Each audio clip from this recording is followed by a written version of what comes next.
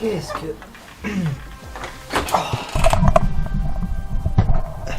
Bonjour à tous, bonjour, hey, c'est Oliver. J'espère que vous allez bien. Attendez, ça va pas du tout là. Pourquoi c'est tout noir comme ça? Qu'est-ce que... Oh non. Je regarde le retour et qu'est-ce que je vois? Les LED rouges. J'en peux plus. Ça veut dire quoi? Ça veut dire... vidéo horreur. Ça veut dire vidéo horreur. C'est normalement la dernière vidéo horreur qu'il y aura. Mais il y aura peut-être une vidéo bonus, horreur bonus. Peut-être. Donc comme je vous l'ai dit dans la précédente vidéo qui était aussi une vidéo horreur. Comme je vous l'ai dit, je vous l'avais dit, je vous avais prévenu. Sauf que si vous n'avez pas regardé la vidéo, vous ne le savez pas. De toute façon, vous l'avez vu dans le titre. Ça y est, je vais faire comme Squeezie. Je vais raconter des histoires d'horreur. Enfin, je dis comme Squeezie parce que c'est le plus connu.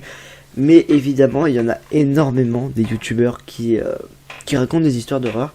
Donc aujourd'hui, je vais en raconter, une seule, juste pour voir si ça vous plaît ou pas. Et bien sûr, si ça vous plaît, on verra pour potentiellement des autres vidéos spéciales horreur. Ma chaise grince actuellement, vous entendez ça? Évidemment, quand je vais vous le montrer, elle ne grince pas comme tout à l'heure. Donc aujourd'hui, je vais vous raconter une histoire de quelqu'un dont on ne connaît pas le nom, que je vais appeler Norbert. Je vais l'appeler Norbert. Donc aujourd'hui, je vais vous raconter l'histoire de Norbert. Je ne vous spoil rien, nous allons directement commencer à raconter l'histoire. Je vais lire un petit peu, puis après je vous raconterai, voilà. Et vous verrez, ça va être génial. Enfin, je l'espère. J'espère que vous allez bien aimer, qu'au montage, j'arriverai à illustrer toutes les choses. C'est très compliqué, je sens que je vais passer de longues heures sur ce montage. Et je vous souhaite une bonne vidéo. N'hésitez pas à vous abonner si ce genre de concept vous plaît. Si vous voulez en voir d'autres sur ma chaîne. Et justement, si vous voulez en voir d'autres sur ma chaîne, mettez un petit pouce bleu. Ça me fait très plaisir. Ça vous coûte rien. Tout le monde est gagnant en fait. Alors, donc Norbert nous dit qu'il écrit cette histoire seulement quelques heures après qu'elle se soit passée.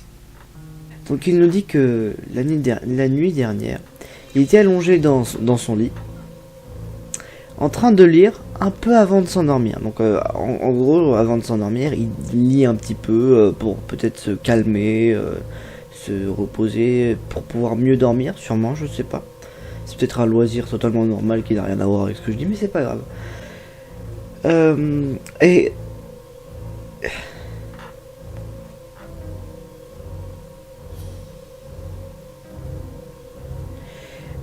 Il nous raconte qu'il habite dans la périphérie de sa ville. En gros, il y a la ville, il habite autour de la ville. Alors, à mon avis, c'est dans des zones plutôt rurales, des zones pas très en ville, quoi. Un peu dans la cambrousse, par exemple. Donc en fait il habite dans un immeuble et comme il est en zone rurale, eh bien il y a très peu de gens qui viennent par là, sauf les locataires de son immeuble, voilà. Dans son immeuble il y a 4 appartements, avec une porte pour chacun appartement, une porte qui est face à l'air libre en fait. C'est un peu bizarre comme immeuble, mais d'accord. Il précise bel et bien qu'il n'y a aucun hall d'entrée ou de sorte de foyer ou quoi que ce soit. Et petite précision, sa porte est face à un champ avec une grande colline.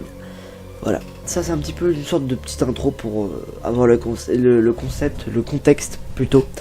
Et voilà. Donc tout commence quand il était 1h, voire 2h du matin, entre les deux. Quelqu'un frappe, toc, à la porte de Norbert. Ce qui bien sûr le fait flipper, parce que c'est pas normal. En plus en pleine nuit à 1h du matin, c'est pas normal. En plus qu'il habite dans une zone rurale, c'est pas normal. Et je sais pas si ça s'entend, mais j'ai le nez un peu bougé. Pourquoi? Parce que nous sommes en hiver, il fait froid en hiver. Donc à ce moment-là, il se dirige vers sa porte et il demande qui c'est. À ce moment-là, un homme de l'autre côté de la porte, qu'il ne le voit pas, répond qu'il est policier et qu'il doit absolument le faire rentrer. Personnellement, je ne le ferai pas rentrer, absolument pas. Après, on va voir pour les autres, peut-être qu'il va le faire rentrer. Heureusement, Norbert est très informé sur les histoires d'horreur. Alors du coup, mais il devient méfiant. Il n'ouvre pas la porte pour l'instant, mais il commence à se méfier de l'homme qui est de l'autre côté de cette porte. Sachant que, petite précision, l'homme de l'autre côté de la porte n'avait pas du tout une allure de policier, et qu'il n'a donné en aucun cas son nom. Il n'a rien demandé à part de le laisser rentrer. Ce qui, on va pas se mentir, est très suspect, et comme on est dans une histoire d'horreur, on sait tous que ce n'est pas un policier. Moi j'ai pas lu la fin de l'histoire, donc je peux pas savoir. Mais on le sait tous. On le sait absolument tous. C'est obligé. Donc à ce moment-là, notre cher Norbert fait quelque chose de très intelligent. Il appelle le 911 pour savoir s'il y a un agent qui a été envoyé devant sa porte. Évidemment, le 911 lui répond que non. Aucun agent n'est censé être envoyé devant chez lui. Ça commence à faire flipper, on va pas se mentir. C'est normal qu'il ait les lettres rouges, c'est normal, parce que vous croyez que ça y est, c'est Noël, ou je sais pas quoi, rouge c'est Noël, et bleu, oh, on est content, non, on est dans un thème horreur. Je n'ai pas du tout bégayé pour cette phrase, hein. On est dans un terme, Donc à ce moment-là, Norbert crie à l'individu qui est derrière sa porte, qu'il est au téléphone avec la police. À ce moment-là, juste après, le ravisseur, celui qui est derrière sa porte, qui est censé être policier, toque une seconde fois à la porte. C'est à croire qu'il s'en fout. Quelques minutes plus tard, il voit la lumière, il voit qu'il n'y a plus rien et que les agents sont arrivés, les agents de police. Ils ont cherché partout autour, partout. Et le gars s'était barré. Le gars n'était plus là. On s'y attendait, évidemment. Donc à ce moment-là, pour terminer, les agents de police lui ont tout simplement dit qu'ils allaient placer une patrouille pendant le week-end. Le week-end concerné, en fait, c'était pendant le week-end que ça se passait. Du coup, tout le week-end, ils vont placer une patrouille pour surveiller les alentours, on sait jamais. Et ils proposent que peut-être c'était une farce d'Halloween, parce que c'était pendant une période d'Halloween.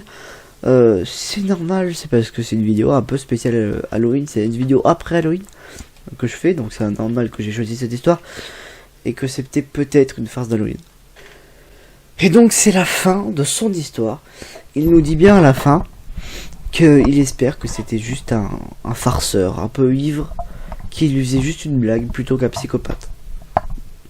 C'est vrai que ça aurait été mieux que ce soit juste quelqu'un qui faisait une petite blague, voilà. Même si c'est pas très très drôle. On va pas se mentir. Voilà. Et c'est la fin de cette histoire. Voilà. C'est la fin de cette petite histoire. Elle a été très courte. Hein, voilà.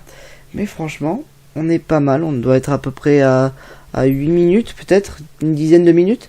C'est bien pour une histoire. Écoutez-moi. Si vous me dites dans les commentaires un mot comme je vais choisir un mot.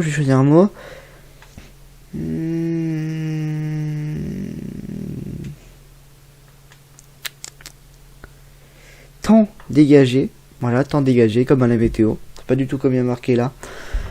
Temps dégagé. Si vous mettez temps dégagé dans les commentaires, je referai une autre vidéo avec une deuxième histoire d'horreur. Je vais pas appeler ça des threads d'horreur parce que sinon là je suis Squeezie. Ça s'appellera. On va donner un nom à cette série. Laissez-moi réfléchir, je vais réfléchir pendant 10 minutes, mais ne vous inquiétez pas. Alors. 3 hours later. Je propose de proposer le nom de HDT, Histoire d'horreur terrifiante. Un peu classique, mais très bien, HDT tout simplement, juste HDT, voilà. À chaque début de vidéo, je dirais, nous sommes pour un nouvel épisode de HDT. Si je m'en souviens, évidemment. J'espère que du coup la vidéo vous a plu. Et ça fait déjà 4, à mon avis ça fait à peu près 4 vidéos que j'ai pas fait mon magnifique speech de fin de vidéo, le speech incroyable.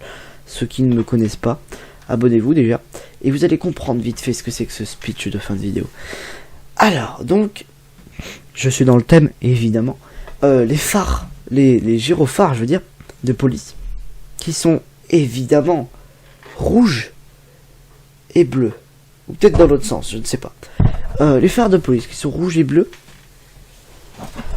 Bien sûr, évidemment, le bleu. Pourquoi le bleu? Pourquoi le bleu? À quoi ça vous fait penser, hein? Qu'est-ce que la police a envie de faire? Eh bien, c'est très simple. La police a envie de mettre un pouce bleu. Bien sûr, regardez, attention. Je regarde par là-bas parce que le pouce bleu va apparaître par là. Tac! Voilà. Le pouce bleu. C'est incroyable, c'est magnifique. Après, le gyrophare rouge. À quoi est-ce que ça peut bien servir? Je me demande bien. Eh bien, tout simplement, ma chaise vient de grincer, c'est horrible. Il faut que je la huile. Oh, le bouton s'abonner. Mais c'est dingue. Enfin, la cloche de notification. C'est très important, les amis, c'est très important. Et sinon, je vais vous dire, je vais arrêter de parler, juste. Arrêtez cette outro maintenant. Et je vous dis, souriez, la vie est belle. À plus dans le bus.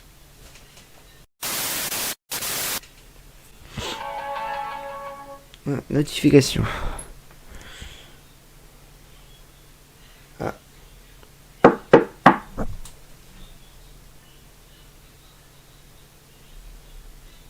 C'est la police. Ah, bah c'est la police. Bah je vais ouvrir ma porte.